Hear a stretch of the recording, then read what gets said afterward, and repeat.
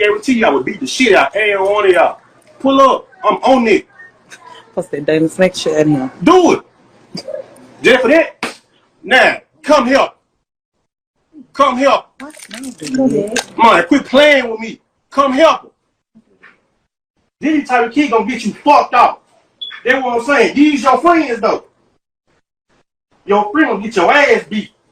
If you ever in your fucking life listen to one of them and raise your hand at me, bitch, I will bury you. And bury they dust asses too. Don't fucking play with me, David. This type of shit I'm talking about. These little boys, these little girls gonna get the shit beat out you, boy. Play with me if you want to. You better choose your motherfucking friends wisely. Cause right now, you bullshit, nigga. Better tell them your dad not the nigga to play with. I guarantee you I would beat the shit out of every one of y'all. Pull up. I'm on it. Post the diamond snake shit in here. Do it. Just for that. Now, come help. Come help. Man, quit playing with me. Come help him. These type of kids gonna get you fucked up. That's what I'm saying. These your friends though.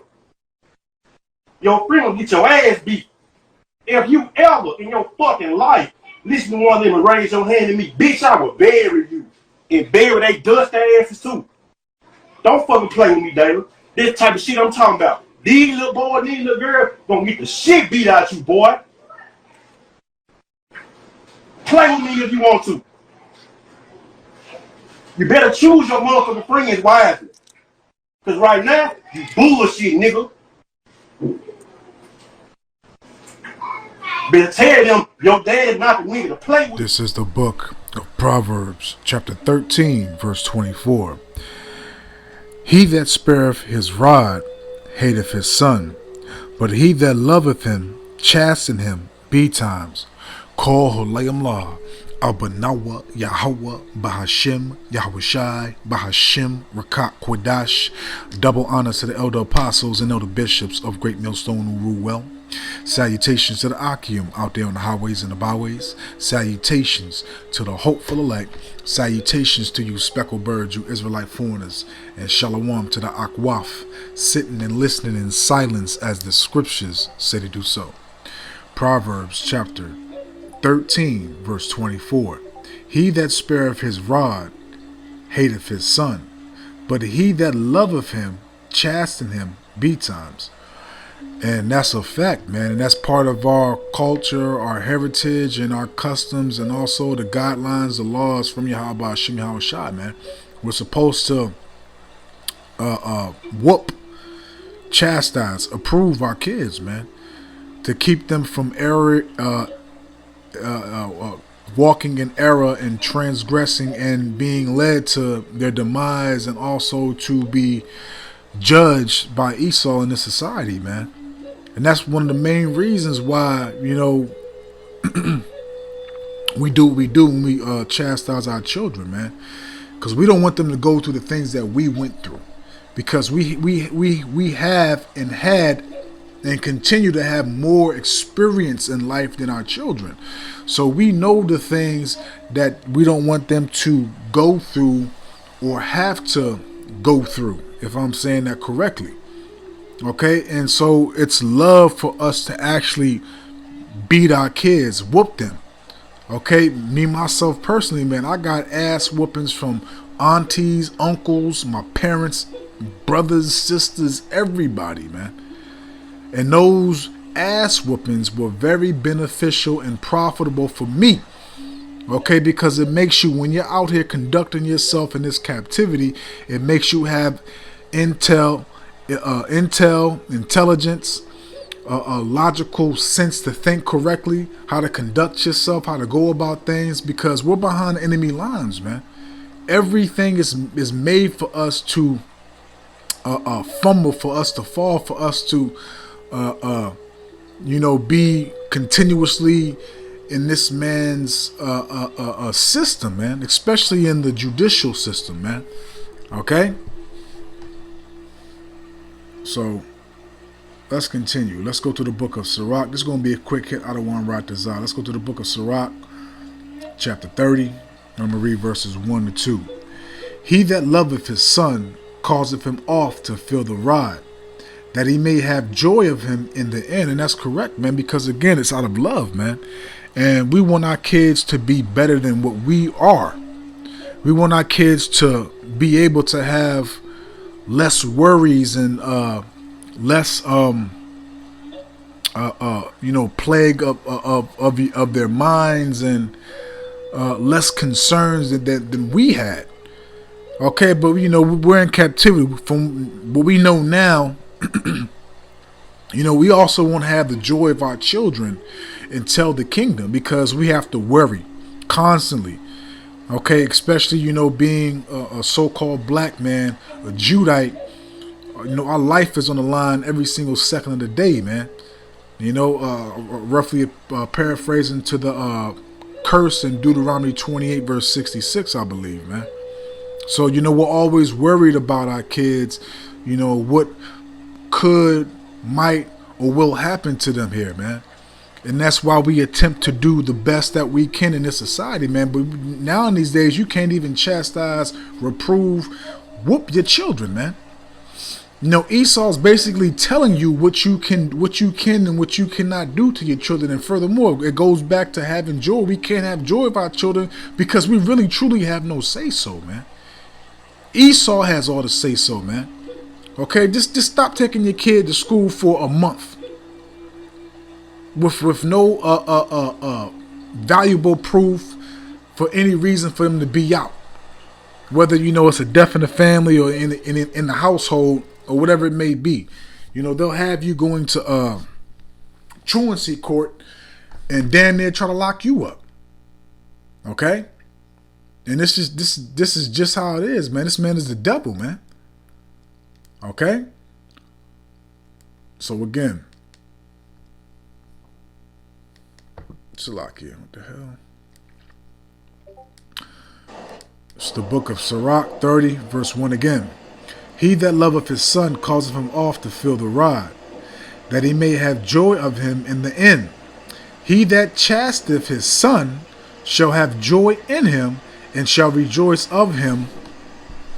And shall rejoice of him among his acquaintance. Because yeah, man, you raised him right, taught him right from wrong, gave him standards, morals, some class, walking with integrity, okay, fearful towards the Lord, everything that he needs to, Lord willing, be sustainable in this hellhole, man. Okay, to have respect, for his elders, everything, man. And you'll be able to be amongst your acquaintances, your other family members, your friends, etc., to be able to say, I did a good job with my son, man. He's doing this, he's doing that and this. And when your son presents himself to people, he has manners, respectful, etc., man. But look at these little, these little rats out here right now, man. These little YNs, man, completely out of control, man. No morals, no standards, no respect, disobedient, man, rebellious, man. Just completely wild, menaces to society, man. Okay? Because again, this devil did a diligent search, and he knows taking the man out of the household, putting the woman on top, is completely flipping everything upside down, first and foremost, but also making the household dysfunctional, man. Because these young Israelite men, emotional, not logical, sensitive, sweet, feminine like women, man. All the characteristics and traits of a woman, but a man with a reproductive organ, man. That is not a man. And Esau knows that a woman cannot raise a man. Okay, a man, even when it comes to the woman, a woman still needs, a female child still needs the father. The father lays the foundation. The father, sets the standards, man. The blessing, the inheritance, everything comes from the father, man. Let's jump back to Proverbs, man. Okay? And what this man did was pure love, man. And you see the fear in that Jake, man. That's the fear that I had in my father, man. I never tried my father, man. I never tried my father, man. This is Proverbs 23, starting off at verse 13. Withhold not correction from the child. So withhold not correction from him, man. You know, don't be lenient. Don't just let him get away with any and everything. So whether it be a small matter or a great matter, man. Okay? Because the more you just let him get away with stuff, the more he's going to test you. The more he's going to see what he can get away with, man. And that's when what's going to happen: the disobedience, the disrespect, etc. Okay, Proverbs 23 verse 13: Withhold not correction from the child, for if thou beatest him with the rod, he shall not die. So when you whooping his ass, he crying, "Oh, Dad, no." So what? You ain't trying to take his life. You trying to save his life, man. You trying to let him know how he's going about things is completely wrong. It's either going to land him, more than likely, with whatever he's partaking in, which a lot of this stuff, what the street stuff, death or jail. Okay? And more than likely, death. Because everything here in Babylon leads you to death. Verse 14. Thou shalt beat him with the rod and shalt deliver his soul from hell, man.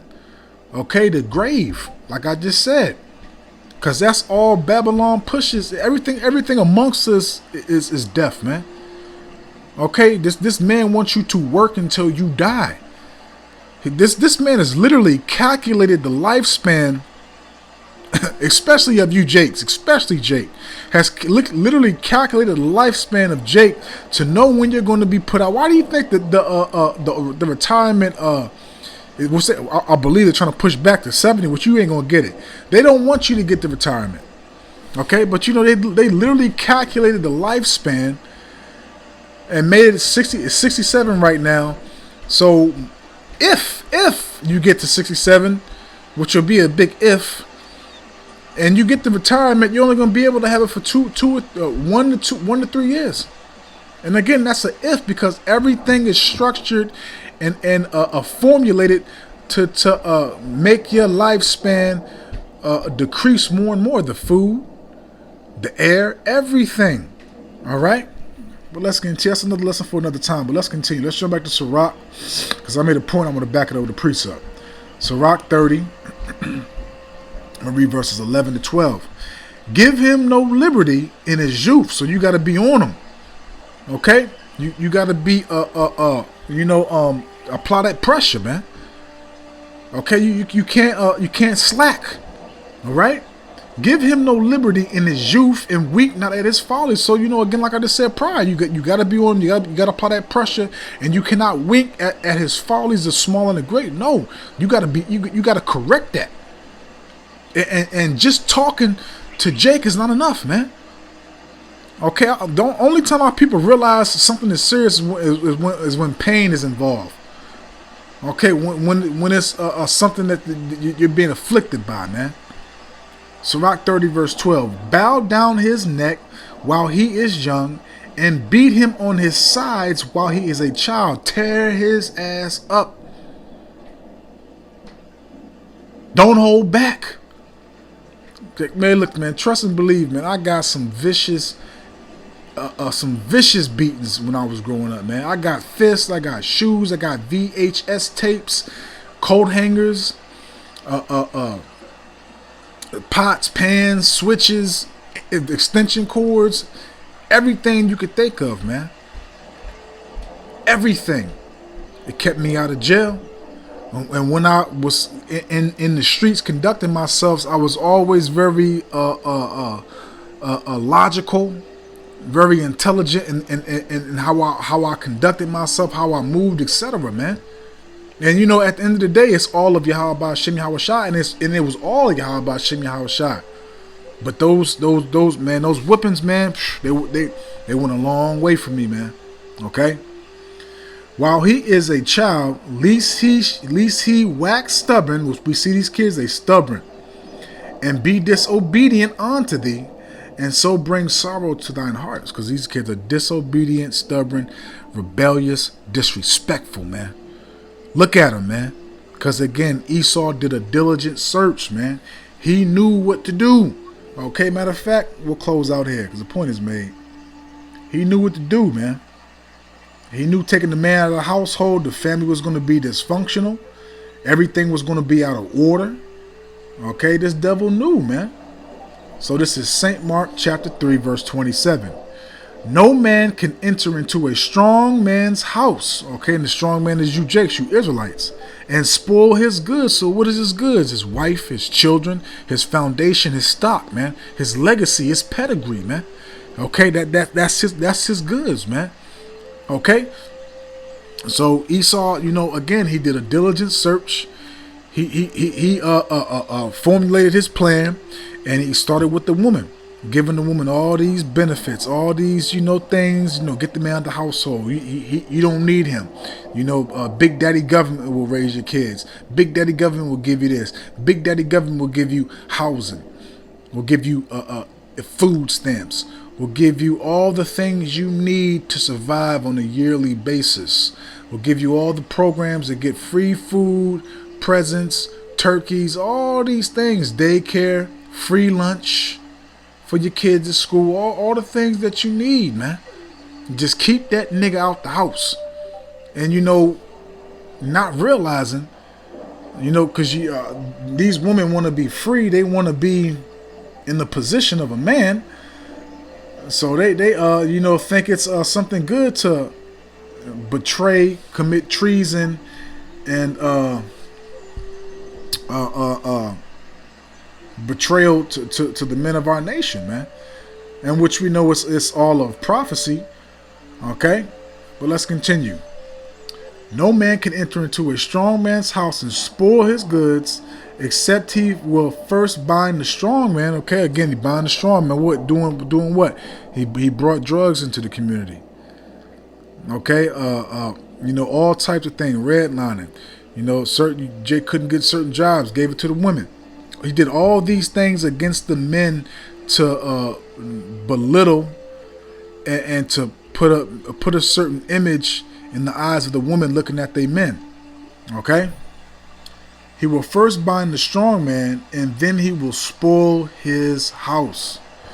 And now we see the outcomes of it, man. We see the outcomes of that happening and what it has produced. Okay, because these devils, man, they did a good job, man. Making sure that it was going to accomplish this, man. But I don't want to rock this out, man. I hope and I pray that this was edifying, uplifting, and informative to the true, sincere Aki and Wa Akwaf. So with that, I'm just going to say, Shalom.